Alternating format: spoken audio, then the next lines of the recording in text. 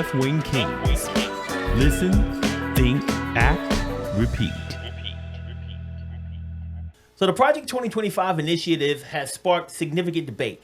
One of the areas that will impact a large proportion of the populace is public education. So we're going to continue our discussion on Project 2025 from last week. And this week, we're just going to go over the 5 public education proposals in the initiative that have us scared shitless. All right. So the first proposal is eliminating the Department of Education. One of the most alarming proposals in Project 2025 is the complete elimination of the U.S. Department of Education. This move would dismantle federal oversight and support for public schools. So, Dr. Sizer, how would removal of the Department of Education impact all Americans?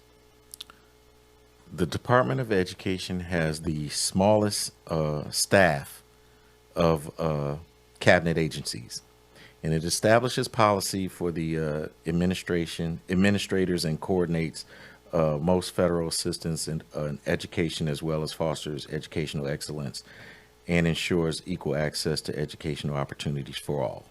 So having said that, its greatest impact would probably be against those who are underprivileged or underserved. Yep.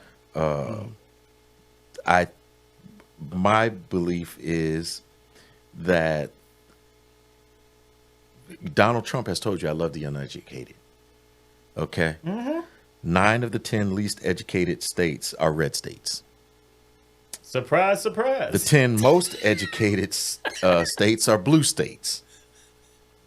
Now, so it's easier to get people to follow you if they're easily manipulated, because if you've not trained your brain and have the ability to critically think and research and make good decisions, you hear people say things like the election was stolen with no evidence, no facts.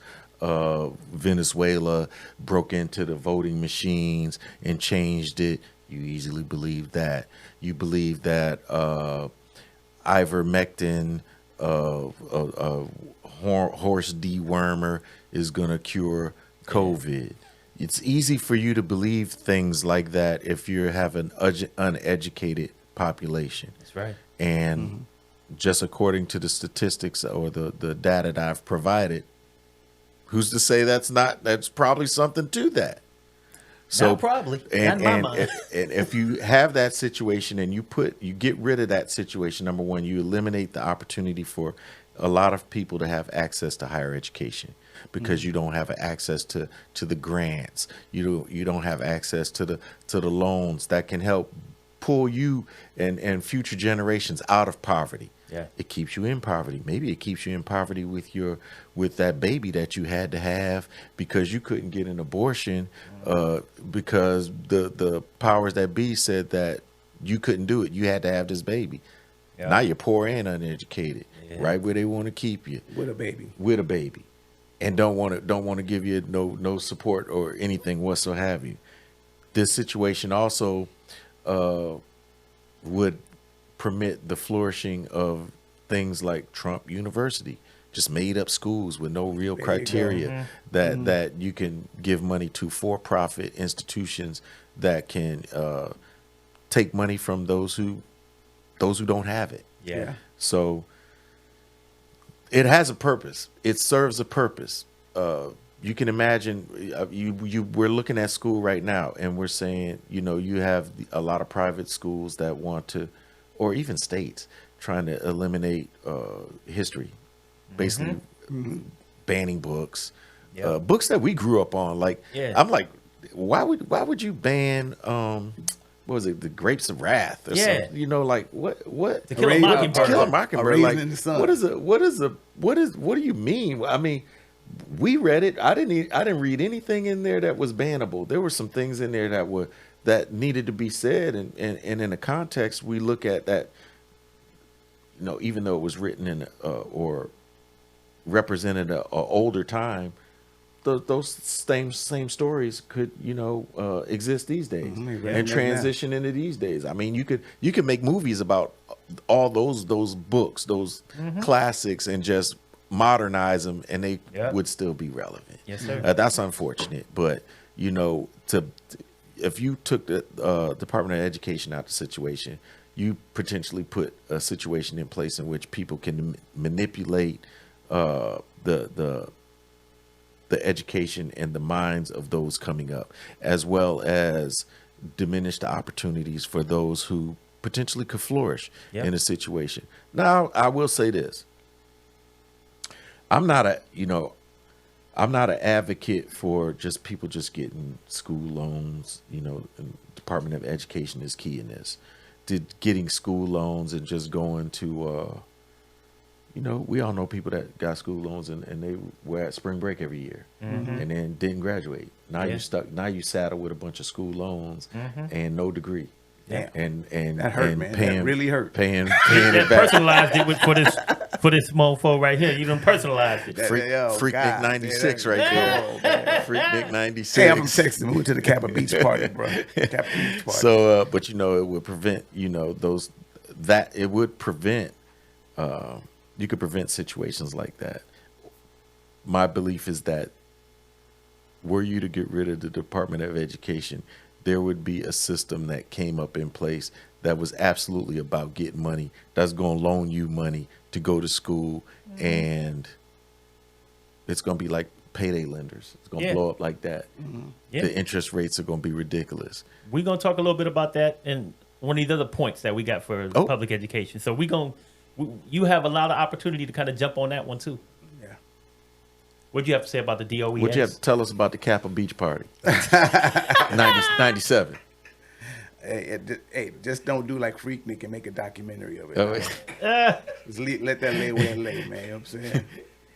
But agreeing with you with everything when it comes to the Department of Education. I mean, I'm just curious on why you want to get rid of it. I mean, we know why. I mean, but it's just like it's almost it's showing the intention of Project 2025.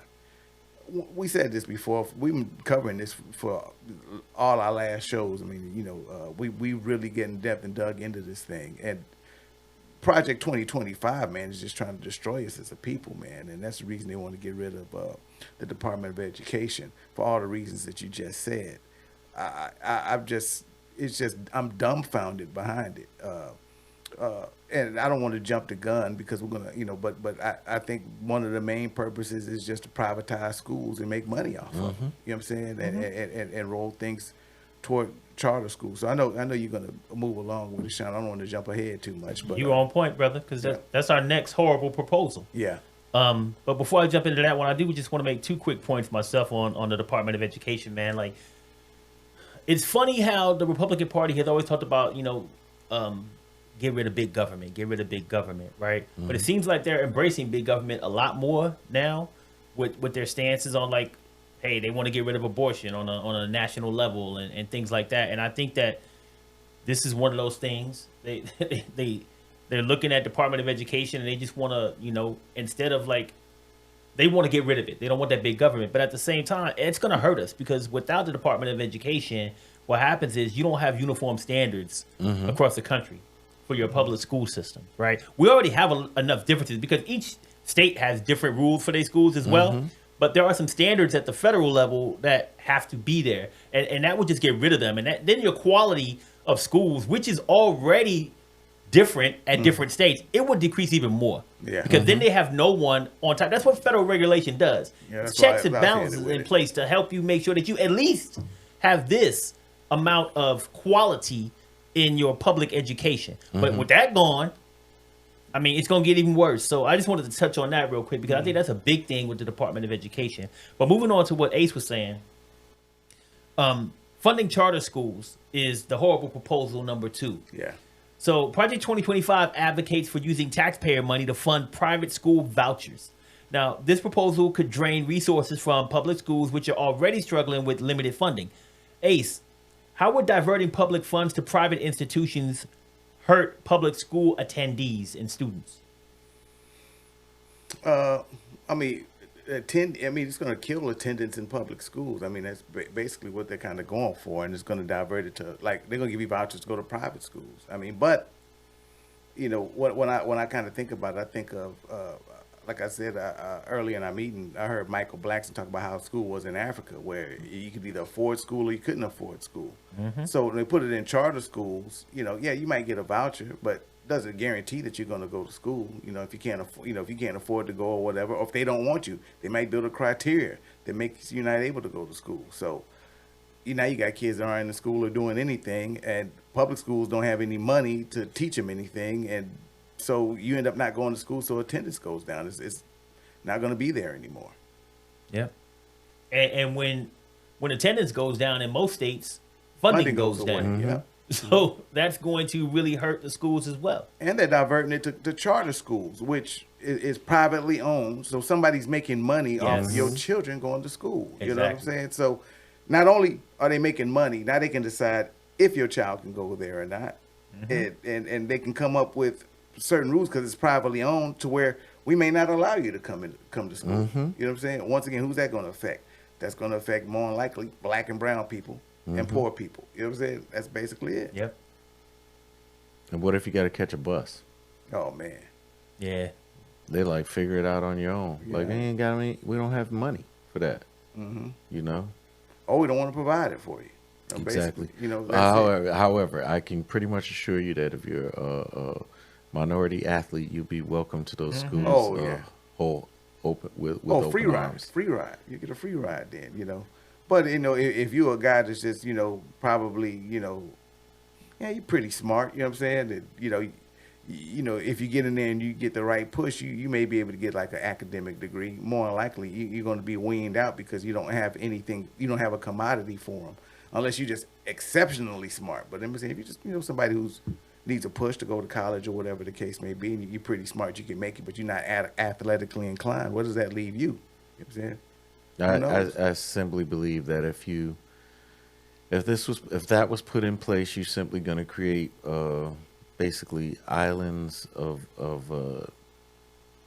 institutions that are not representative of the communities that they're in. You're going to end up with when they first had desegregation, you had a lot of white children leave the public school systems and go to private institutions, and that eliminated students, number one, from meeting and mingling and understanding other people's cultures. You end up in a homogenous, you know. I don't think it's a good situation to have schools where you just have all black students. I don't think it's good to have schools that are all Hispanic students. I don't think you should have all white students. Ideally, I think you should have schools that, you know, are representative of society and not necessarily just the area you live in.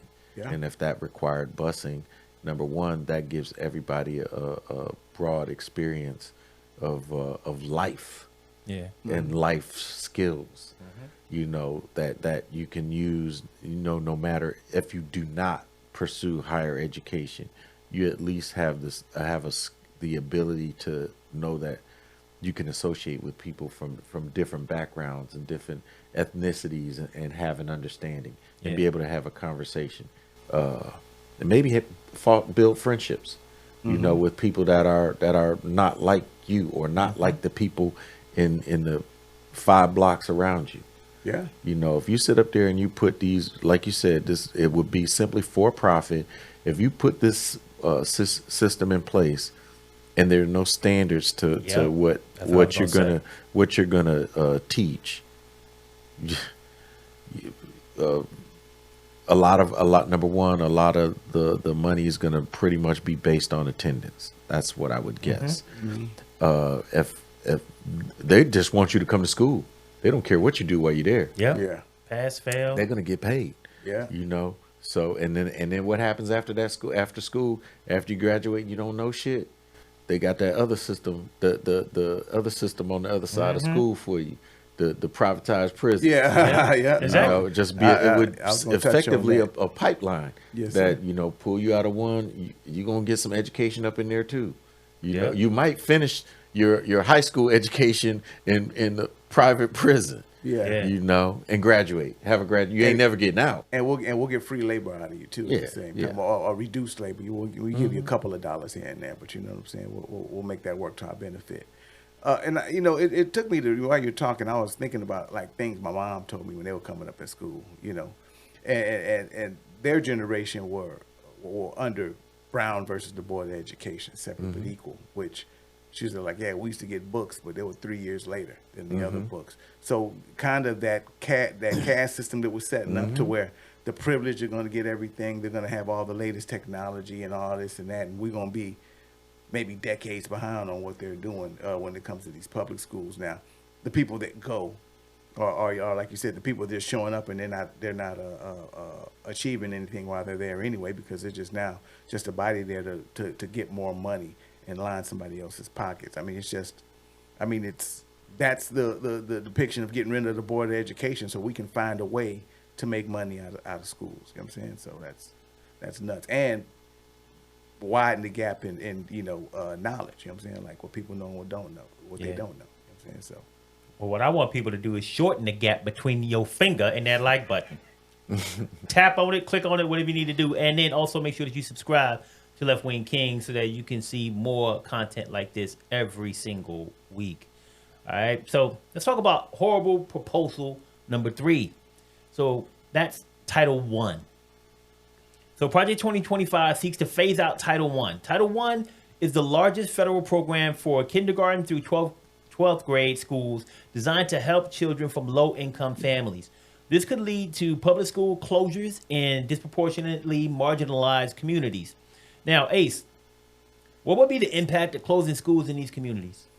Man, that's a lot of, there's a lot of things. There's some kids don't eat till they go to school, man. You know what I'm saying?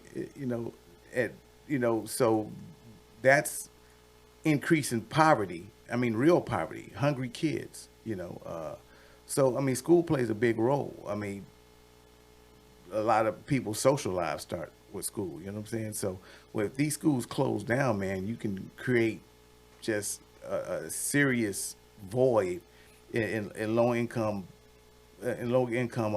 areas to where, I mean, it's just something that I think as Americans, we kind of see on TV and like, wow, that's Pakistan, you know what I'm saying? Or that's Beirut or wherever the case may be. And we all look at it and say, why the hell aren't those kids at school? You know what I'm saying? That's the first thing you kind of say.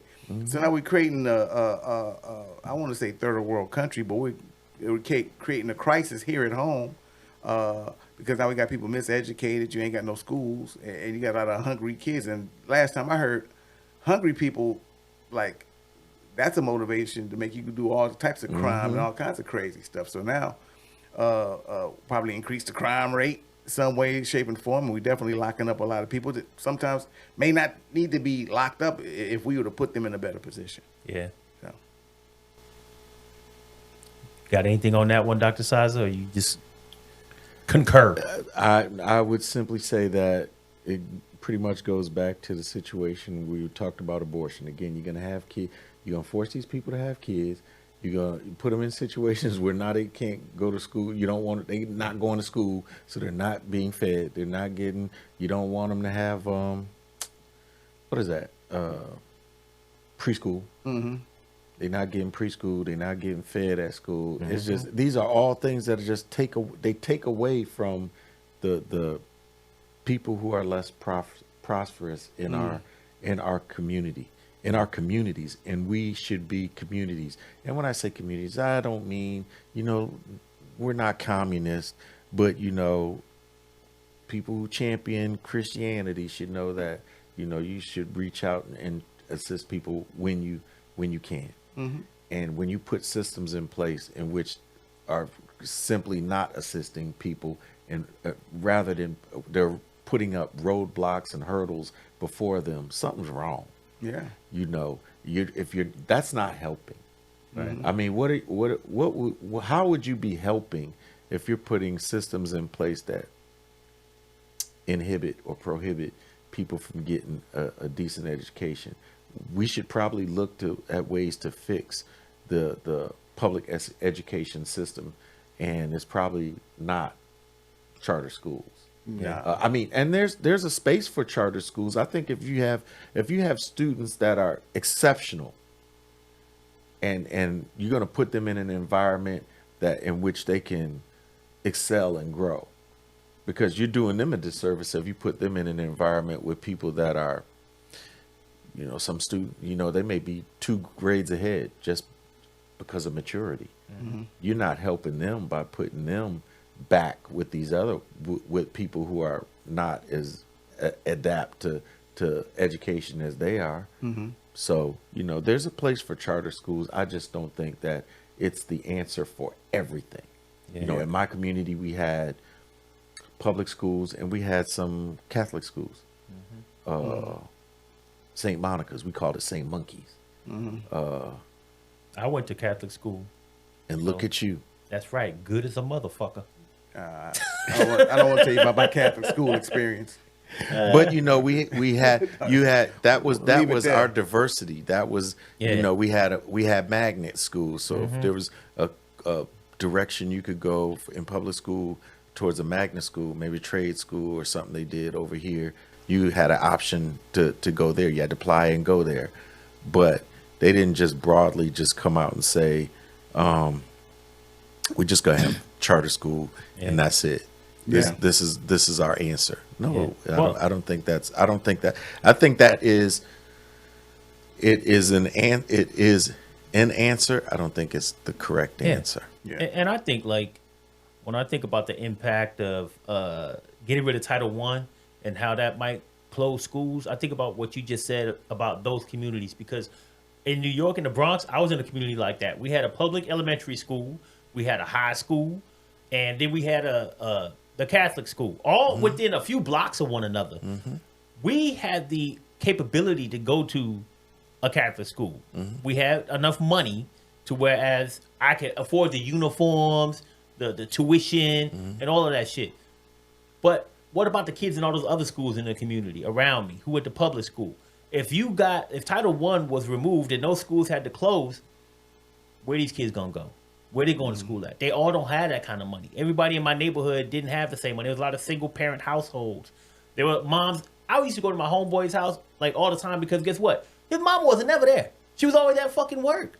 Always. It don't matter. I stayed the night over there. I did all kind of shit chilling with this nigga because his mom was never home. But I tell you what, she took care of him. They had food in the house. They had all the shit they needed. But she couldn't afford to send him to the same school I went to. Right? But at the end of the day, if they get rid of Title I, it's going to impact people from, like you said, nutrition. A lot of kids don't eat in the home, like at breakfast and all that shit. They get to school, they're like, dude, thank God, because all my mom can afford is one meal a day, dinner. Nigga, I go there for breakfast and lunch, and that's a wrap. Then you got people who they're not going to, like you said, they're not going to have the educational background. They're not going to have the social interactions. And people, unfortunately, they're left to the streets and those street activities, those street connections that they make with those people in the streets, and they end up going through and being institutionalized their whole life, right? And we don't want any of that stuff. But all of that kind of leads back to another point that we made about marginally, disappropriately marginalized communities, which we know usually means Black, Hispanic people, and that leads to the horrible proposal number 4, which is reduction of civil rights and DEI. So, Project 2025 calls for prosecuting, okay? Remember this, prosecuting. The damn initiative calls for prosecuting all state and local governments, institutions of higher education, corporations, and any other private employers that maintain affirmative action or DEI policies. Dr. Sizer? What would the elimination of affirmative action and DEI policies mean for education in America? Well, I did a little digging. Okay. I know you did. And research has proven over and over again that the greatest benefactors of affirmative action and civil rights programs are and have been white women. White women predominantly vote Republican. That's another fact. White men, while they only make up 43% of the Fortune 2000 workforce, they hold 95% of the senior management jobs. So that's not reflecting That's 95%. the general population. It's not even close. No way. Okay, it's it's nowhere near being reasonable. Nah. White men are 33% of the U.S. population, but 65% of physicians, 71% of lawyers, 80% of tenured professors, and 94% of school superintendents. And that is with DEI and affirmative action and civil rights. Yeah. What in would it place. be without it? What would it be without it? Yeah. What That was is it the without it? question. Well, we can look that up because what was it without it? You know what I'm We saying? pretty well. I can pretty much assure you that it was not better than those. No, I know that. I know that for a It fact. definitely was not better. I know if you go back to like 1955 and probably pull that census report, that's probably probably looking 100% all the way across. You're probably looking at 80 or higher. So across that the I board. mean, this is with checks and balances in place. Those are those numbers today. So if you took that off, number one, you have to wonder like, well, what the hell do y'all want? 100. What more do you want? What more do you I want? mean, here's some numbers that clearly reflect that you're doing great. You got it So all you already. want to take it off the table and get more? And prosecute people for it. They throw people in jail for it. Like, really? Is that serious, man? Is that serious? They believe somewhere someone believes it's that serious. But when you have a situation where, again, in terms of voting, it's going back to Kamala and Waltz.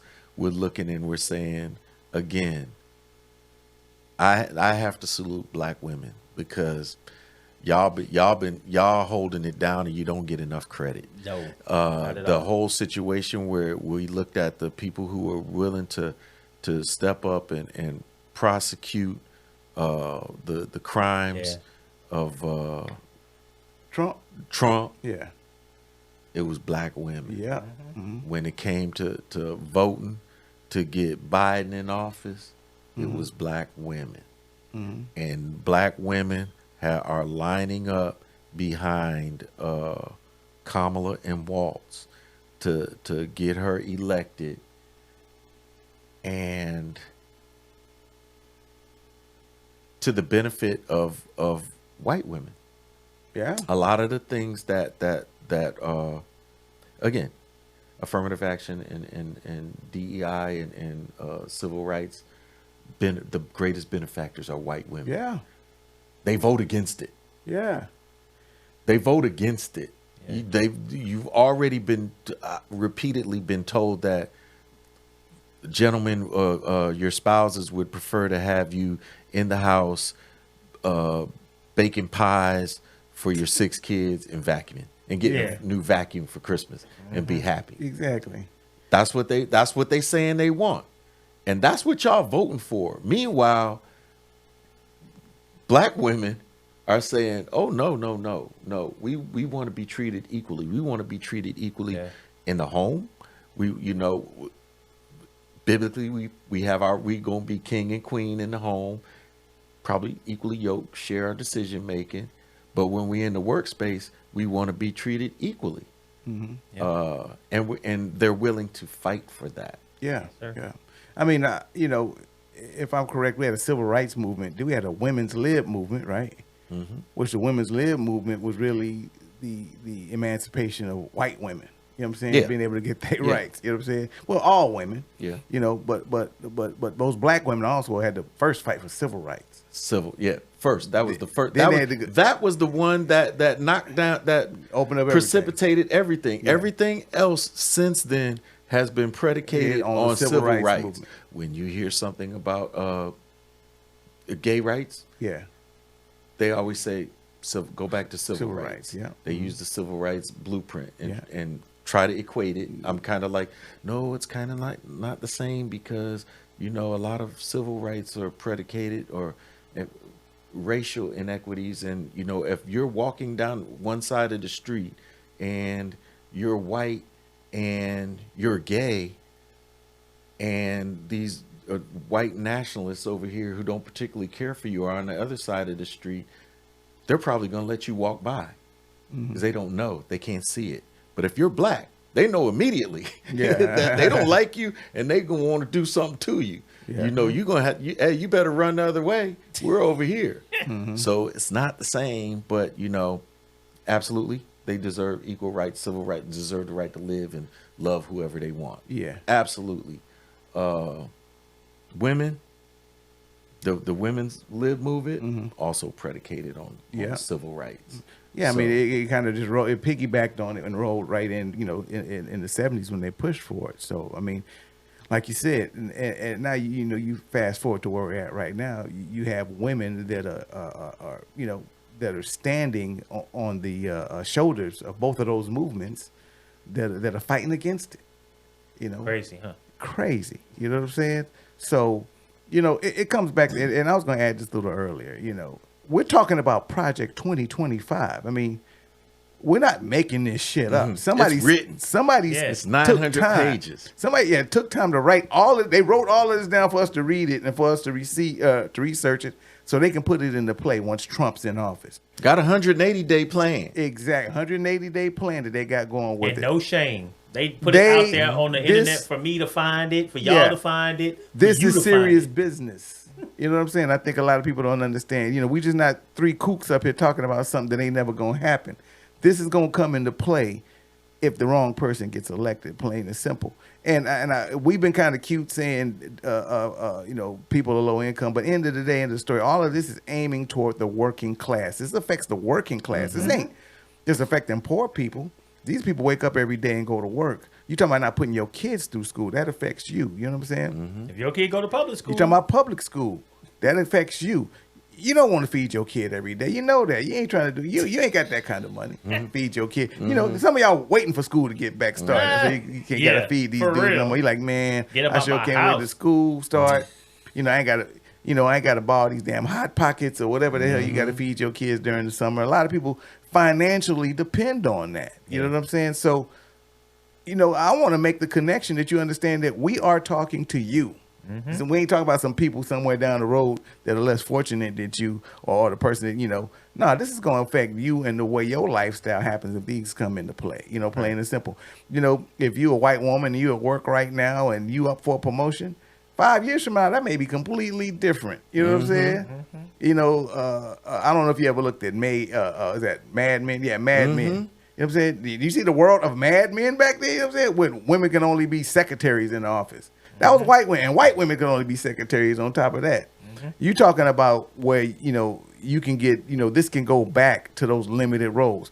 That's what make America great again always. Man. That's when it was great. Some people say that's when it was great. And most black people, because it's a couple of them I had that don't see it, but most black people, when they make America great again, we already knew what that mantra meant right off the back. You know what I'm saying? Where y'all want to take it with you, and the one you want to take it with. Some of you white women need to jump on it too and understand that's where they want to go with it. You know what I'm saying? If if they can have their way, you're not gonna be a CEO or whatever the case. I don't care how sharp you are. You know what I'm saying? So, well, you touched on finances and people's finances and being able to afford school and things like that. So that's tied in heavily to the fifth horrible proposal of Project 2025 when it comes to education. And that's eliminating Parent Plus loans. So Project 2025 calls for the elimination of Parent Plus of the Parent Plus loan program. So these loans have more protections than private loans, and they're easier to get approved, making them critical for middle income families to be able to pay for college. So Ace, how would this impact the ability of most Americans to attend college? Oh, that's a big impact. I mean, I'm an advocate of a person that used one of these loans and didn't get a degree, but I mean, speaking from experience, man, you hit me hard earlier. You start hurting, man. That hit me hard. I had to self-reflect when you was talking over there, bro. I was like, damn it. I wonder why you got quiet over there. I got real quiet, man. That just, That just hurt, man. Like nothing. Show Damn, nothing I apologize. Man, I ain't show nothing for my degree other than good ass memories and good ass stories. Other than that, man, nothing. I ain't even pledged to get in a fraternity. Oh, I ain't get man. shit out of college. Oh. All right, nonetheless, man, I get off of that. But yeah, it's gonna take away the capability of probably putting your kids through school and being able to afford it, or even having the capability to do it. Those loans come into play a lot of times because you just don't have the income. This is the bridge to get you there.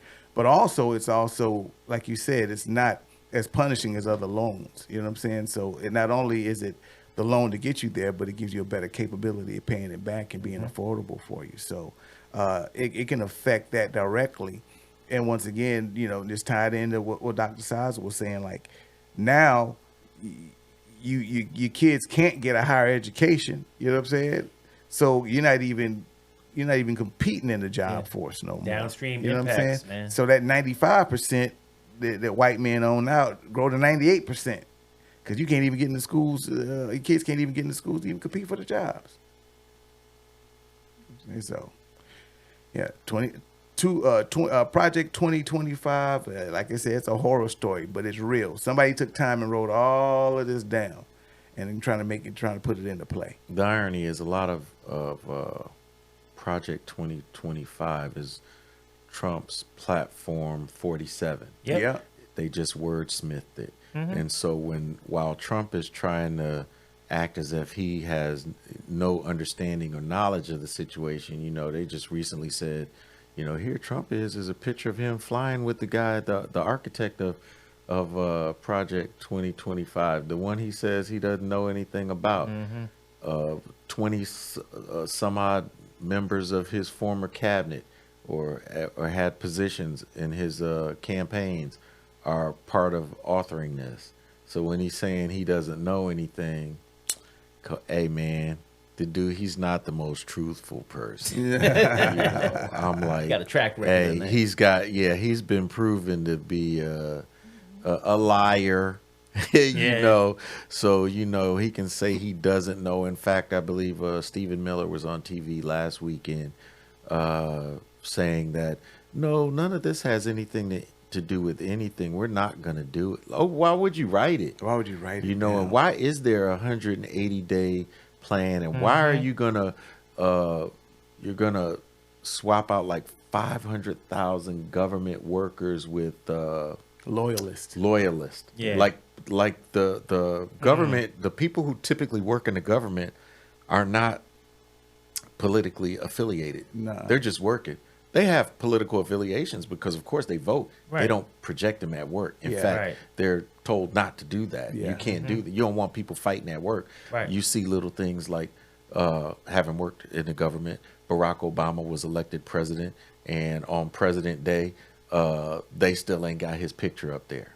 Yeah. You know, they gonna do what they gonna do, but you damn sure don't want to be in an environment where they're gonna get political loyalists. Would you have wanted someone who was a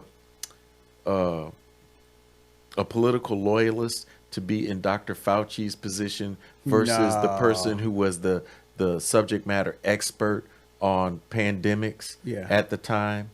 No, probably not a sensible person. Yeah, not You you absolutely don't would want a not yes want man that. in that situation. Exactly. You want somebody that's going to make a good decision based on science and fact. Yeah. And those are the same things you want people in positions throughout the government to make decisions based on science and fact, not politics. Not because, oh, we got to do this because Trump wants to do this. We want to do this because Obama said we want to do this.